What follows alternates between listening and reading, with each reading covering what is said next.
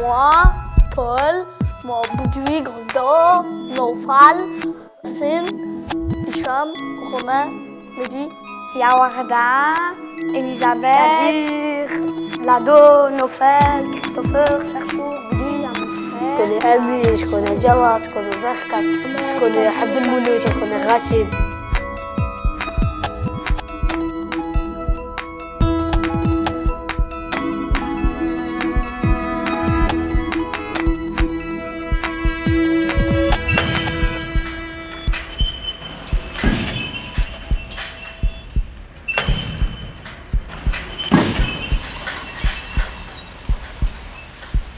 Avant, j'habitais ceux-là, au 12e étage.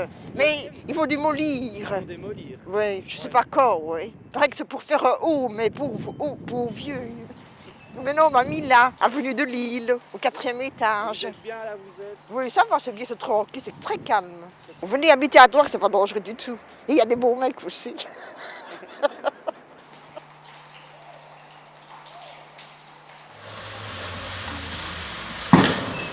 Ils enlèvent les tours parce que les tours elles sont plus utilisables et qui remettent quelque chose en plus, genre pour faire des emplois ou quelque chose qui va servir aux citoyens ici, pourquoi pas quoi, parce que ça sert quand même à rien maintenant.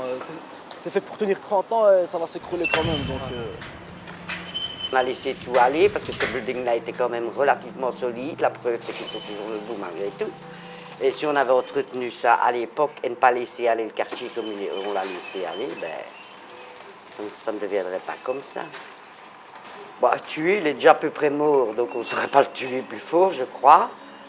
Je ne sais pas si ça amènera vraiment quelque chose de positif. Et puis, il faut voir dans combien de temps aussi. Peut-être que je n'aurai jamais l'occasion de le voir. Je ne serai certainement plus là quand l'image de Droix aura changé. Mais pour que ça change en bien, il faudrait que la gestion des maisons liégeoises soit différente, qu'elle soit sérieuse. Concernant la position des tours, moi je trouve qu'elle est très intéressante parce que ça va permettre au quartier d'ici 10 ans, il faut bien compter 10 ans, oui, un renouveau urbain dans la ville avec une position plus positive de ce qu'elle est actuellement. Et je pense que ça va amener un plus et une plus grande ouverture vis-à-vis des autres quartiers.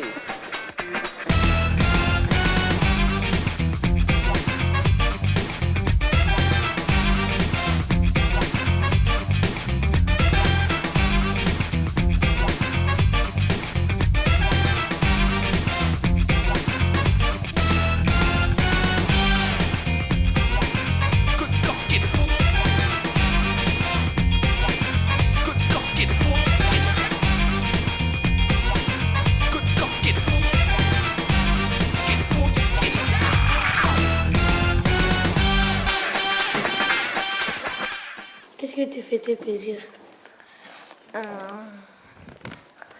Qui détruisent pas les buildings. Ah. Ben, on va les détruire. Mais Pourquoi? parce que je suis née dedans, comme si c'était ma vie, elle allait tomber.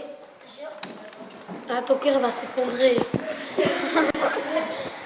Je suis né dedans, monsieur. J'étais petit, j'étais là. J'ai failli tomber. et à quoi tu penses quand tu vois qu'ils les détruisent maintenant? À force à pleurer. T'aimerais bien qu'ils reconstruisent quoi après? Rien du tout. Parce qu'il les a cassés, c'est fini maintenant. Hein. Je vais me battre, je vais dire à la société, je ne veux plus qu'on casse. Stop! Mort à la violence!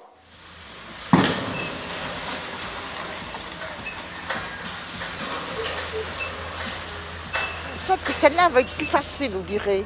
Je sais pas, il paraît, il me semble. Pourquoi est-ce qu'elle va être plus facile? Ben, on dirait, je sais pas, elle a l'air plus facile parce qu'ils démolissent étage par étage avec la grue au-dessus. On m'a obligée à déménager, moi, à mon âge, pour aller dans un autre building, hein. Encore bien. Sinon, j'aurais pas pu trouver... Enfin, ça aurait été beaucoup plus difficile et je me serais sentie encore plus déracinée si j'avais dû quitter mon quartier, Droix. Vous vous rendez compte ce que je dis là? Mais c'est la vérité. Vous avez habité longtemps dans... 50 ans. 50 ans que j'habitais là, rue Hector Cheneille. Vous vous rendez compte? Moi, je croyais mourir là. Hein? Eh ben non, on m'a fait déménager. Et il ne faut pas croire qu'on a eu un peu d'aide des maisons liégeoises. Hein?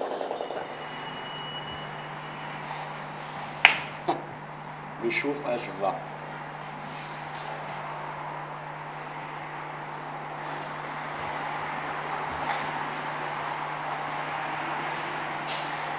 Et là-bas, moi, je suis allé me promener dans les appartements là-bas. Oui. Il y a le chauffage qui va toujours dans... Ah oui, ça va toujours, ils doivent le couper. Et les fenêtres sont ouvertes. C'est vrai, oui, c'est débile. Ça, c'est la région wallonne, mesdames, messieurs, région wallonne. Et c'est nous, on paye. C'est vrai. Et voilà, qu'est-ce que vous voulez encore me dire? On recommence. Bonjour, je m'appelle Evina Girman, qui vient de l'école de devoir Clage, qui n'est pas loin d'ici. Qu'est-ce que ça vous fait de voir partir le premier building? Ça fait longtemps qu'on le voit, il va nous manquer. On a tous habité dedans et on regarde la démolition. Mais moi je pense qu'il était encore solide, qu'on pouvait le garder. Hein. Est-ce que vous pensez que Droix c'est fini? Dans quel sens? Dans le sens où tous les jeunes se rappaient, c'est tout le monde, plus rien. Non, je ne pense pas. Je pense pas que ça ne va pas jouer sur les jeunes. Hein. De toute façon, les jeunes, à leur âge, ils n'ont pas connu le premier bloc. Hein. Voilà. Qu'est-ce que vous aimez dans le quartier? On est né ici, on a grandi ici, c'est notre quartier. On a tout vu ici. Voilà, mais c'est pas ça qui va changer. Hein. C'est pas du béton qui va changer le quartier. Que pensez-vous que la première tour est détruite? Qu'est-ce que ça vous fait? Mal au cœur. Est-ce que vous pensez que Droix c'est fini pour les jeunes? Oui. Pour moi, ce qui représentait le droit, c'était les buildings. Vous avez bien raison. Qui nous les laissent, qui les rénovent, mais qui les enlèvent pas. Parce qu'on a vécu dedans. Ouais, parce que nous, on a vraiment vécu. On a grandi dedans. Ouais, on a vécu, on a grandi dedans. Merci. Au revoir. Au revoir. Bonne soirée.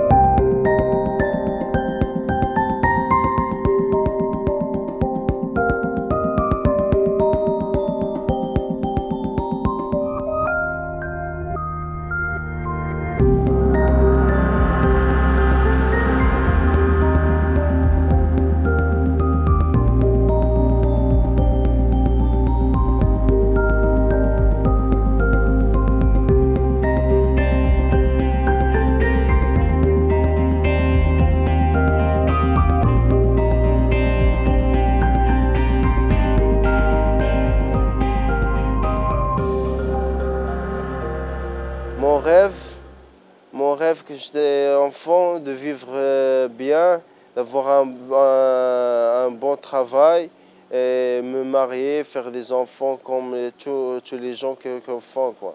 C'est ça mon rêve. Travailler, faire ma vie, construire ma vie, quoi.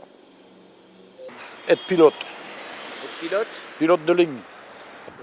J'ai rêvé beaucoup de fois avec des filles, au milieu des filles. Quand j'étais petit, oh là là, bah, c'est qu'à chaque fois je tombais d'un ascenseur en fait. Donc c'est souvent ça que l'ascenseur tombait et ça s'arrêtait plus quoi. Donc c'était plus le vertige, c'est ça que je rêvais le plus. Quand j'étais enfant en fait, j'ai rêvé de faire des études,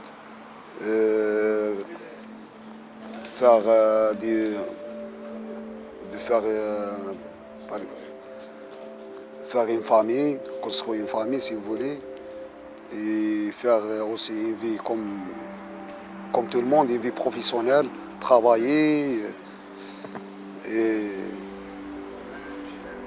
voilà. Enfin, à la base, je voulais devenir architecte, toi. Donc voilà. Et puis, ça qu'est-ce qu'il y a eu? Bah voilà. On va dire qu'il y avait des choses imprévues, tu vois, qui font que ça marche plus comme on veut, tu vois. Ça roule plus comme sur des roulettes. La plupart des gens ici, ils ont tous lâché leurs études à partir d'un certain âge. En général, 17 ans, 18 ans. Ça, c'est un peu dommage, tu vois. Parce qu'ils auraient bien aimé faire plaisir à leurs parents. Enfin, au moins qu'ils se disent que, voilà, s'ils ont réussi l'école, au moins que leurs parents soient fiers d'eux, tu vois, de quelque chose, tu vois. Et puis voilà. Et pour toi, c'était ça aussi. Ouais, c'était ça. Moi, quand j'étais enfant, peut-être je suis toujours, je sais pas, j'ai à côté. Quand j'étais enfant, ben, je rêvais, voilà, que je serais comme les grands, que je serais comme mon père et voilà, comme des gens importants, bien en soi-même. Voilà, avoir une famille, aussi être très riche. Et voilà. C'est la vie qui a changé. Et puis le système aussi. Et puis après, c'est les humains. Alors quand on dit les humains, moi je fais partie des humains. Alors effectivement, ce qui me fait changer mes objectifs, c'est le système bien sûr. Et bien sûr la vie, voilà. Comme la vie, plus ou moins elle est opportuniste, alors voilà, le système, t'es riche, tu existes, t'es pas riche, voilà, on t'ignore.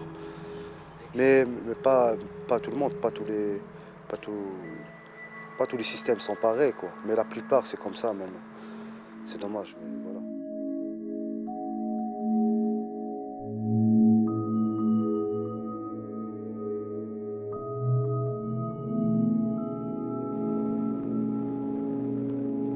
Je suis malade, je prends des traitements.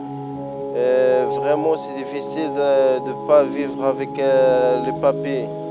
Parce que c'est difficile de dormir dans la rue. Et tu es malade, schizophrène, il faut prendre le traitement et tout ça. Vraiment, c'est dur, quoi.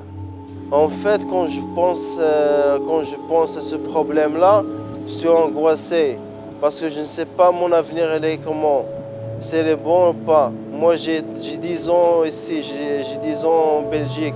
J'ai des preuves que j'ai 10 ans en Belgique. J'ai rentré à l'hôpital, j'ai rentré à Gora, j'ai rentré à Petit Bourgoin pour me soigner et tout ça.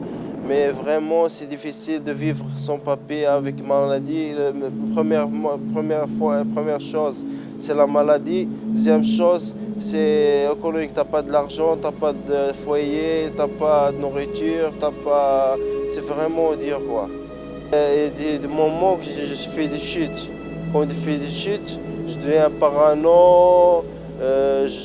Les gens, j'ai l'impression que les gens me regardent, ils ressentent que je ressens, ils volent mes idées et tout ça. Mais parfois, je me stabilise. Mais avec les voisins, avec les amis et tout ça, on est comme des frères. Dans le quartier, moi, je vois le quartier, des bonjours, tout le monde dit des bonjours à tout le monde. Ils sont bien, on est tranquille, il n'y a pas de problème, on est comme une famille, quoi. Et pour eux, j'ai entendu dire que c'est bien pour ouvrir le gare pour le sans-papier, parce que ici, c'est calme, ici. C'est calme, c'est un quartier calme et tout ça, et voilà, tout le monde est content, et tu peux faire des témoignages avec les voisins, ils vont dire que c'est cool, quoi. On veut que les sans-papiers sont des humains aussi, et qui respirent comme eux. Il veut vivre comme eux, avec un travail, avec une maison et tout ça, quoi. C'est ça mon message. Les sans-papiers sont des humains aussi. Ils ont le droit d'avoir égalisé, quoi.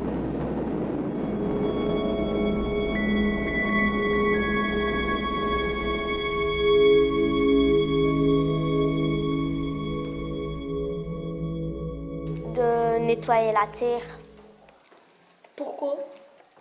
Parce que la terre, elle est sale, elle est devenue un peu vieille. Il est sale. Comme où il y a des herbes. Là, j'aime pas. T'aimes pas où il y a des herbes? Oui, monsieur. Ouais, parce qu'il y a de la merde. Les endroits qui sont sales. Dans ce parc? Non, parce qu'il n'y a personne. Il n'y a personne, mais tu te sentirais en sécurité là-bas ou pas? Non, parce que, je sais pas. Non, je vois parfois il y a des jeunes et tout ça, j'ai peur. Donc j'y vais pas. Il y a des endroits à Drox pour faire du ski? Non, il n'y a pas. Moi, je fais que le serpent, monsieur. Il n'y a pas d'autre. Je sais pas. Si tu devais changer une chose à toi, tu allais changer quoi? L'école. Parce que c'est pas très beau. C'est moche. Un peu. Non, mais dans la cour, hein. Enfin, on enlève les barrières, il y aura plus de feuilles et tout ça. J'ai fait le terrain de FC Drox. FC Drox, il gagne 11-0 contre FC Buranville. C'est le drapeau de notre club. J'ai fait des piscines. Ici, j'ai écrit le groupe de rap de Drox. Après, ici, j'ai écrit mon copain. Il danse la tectonique.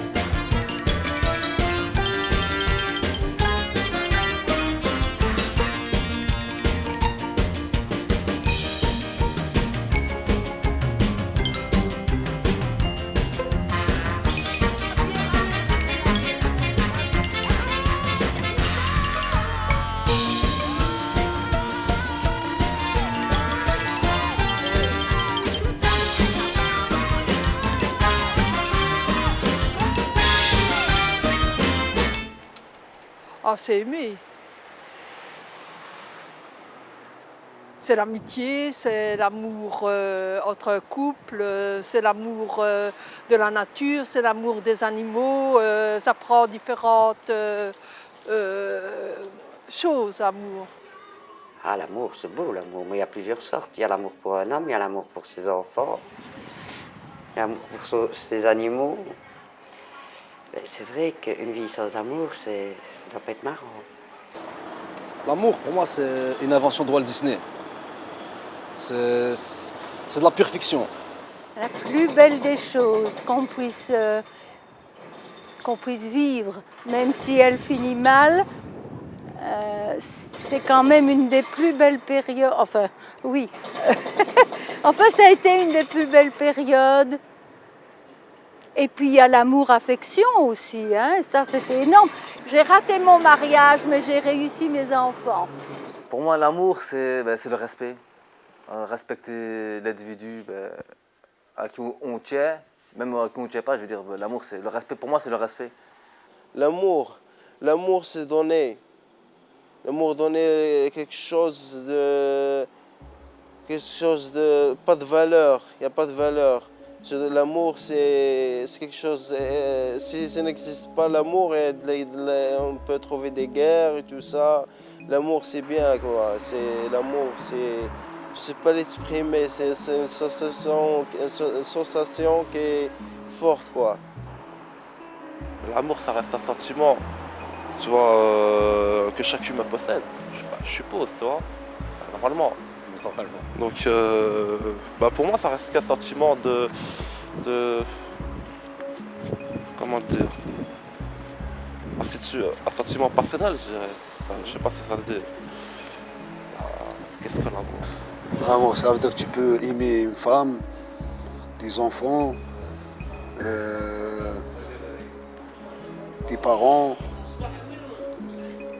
tes proches, et après même des voisinages.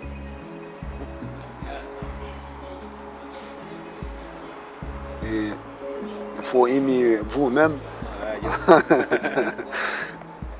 Après, il faut aimer aussi pour les autres. C'est n'importe quelle religion, quoi.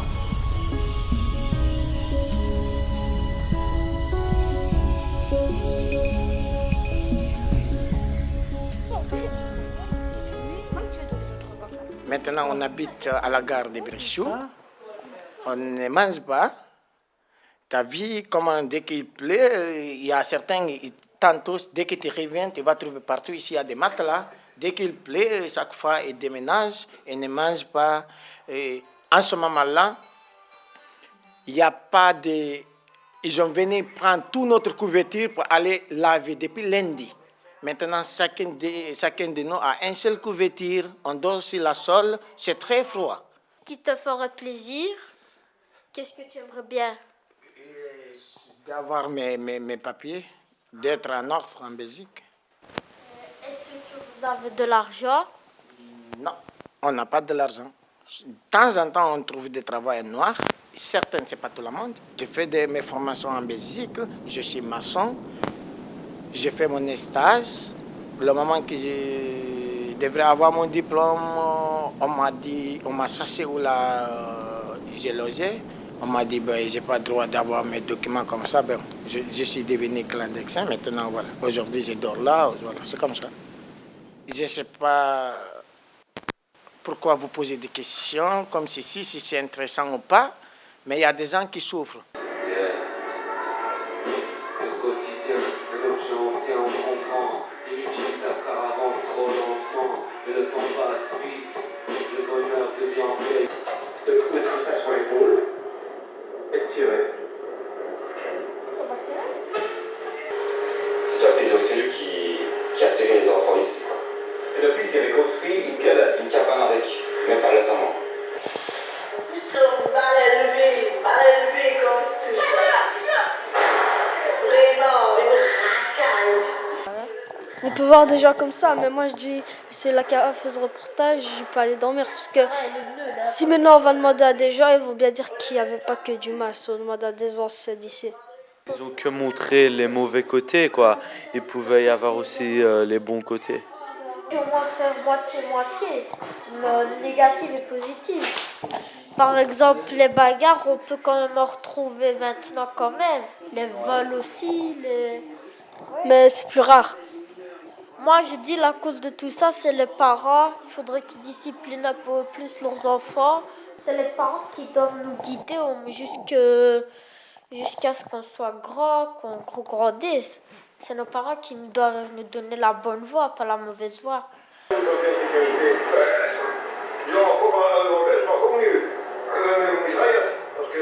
Ce qui me met en colère, c'est que les gens n'acceptent pas beaucoup les différences des autres.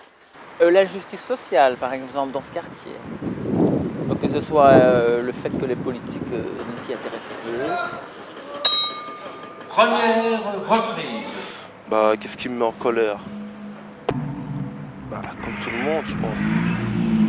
Le racisme, tu vois, les gens, comment ils te regardent, tu vois. Moi, quand on regarde comme ça, on va se dire quoi? On va se dire, ce mec-là, il a rien dans la tête, tu vois. C'est plutôt du genre qui s'exprime pas, tu vois. Il n'arrive pas à s'exprimer par les mots. Ça reste un caractère humain de voir une personne, tu vois, de se dire à première vue, elle a l'air comme ça. Enfin, ce qu'il faut surtout se dire, c'est elle a l'air comme ça, tu vois. Parce que c'est dire tout de suite que cette personne est comme ça, tu vois, c'est différent de dire qu'elle a l'air comme ça, tu vois. Donc voilà, mais les gens, ils se disent plus souvent, ouais, ce type-là, il est comme ça. Parce qu'il marche comme ça, il s'habille comme ça. Donc il doit parler comme ça, tu vois. Mais c'est pas vrai, tout ça. Mais c'est ça qui me met le plus en colère, tu vois. C'est que les gens se mettent à juger par rapport à ton apparence. Le plus en colère. C'est qu'on soit pas dans le même niveau, qu'on soit pas dans le même aperçu de la vie, quoi. Voilà, on était jeunes et puis à la fin, quand on aperçoit que la richesse, c'est pas vraiment la richesse matérielle, c'est la richesse du cœur, ce qu'il y a à l'intérieur, ce que tu as dans la tête, c'est ça la vraie richesse, quoi. Unissons-nous pour du bien et essayons de donner de l'amour aux gens et d'en recevoir aussi. Et bonne chance pour tout le monde. Je rêve que le monde soit en paix. Je suis footballeur. Être un joueur de foot. Être une star. Jouer au Barcelone. D'être un grand joueur de foot. D'être une pharmacienne, avocat ou médecin. Institutrice de 5e année. J'aimerais bien devenir pédiatre. De jouer au Real. De quoi rêves-tu d'être pédiatre? Pédiatre parce que j'aimais les bébés. Banquier. Je sais pas. Docteur ou pour soigneuse de bébé.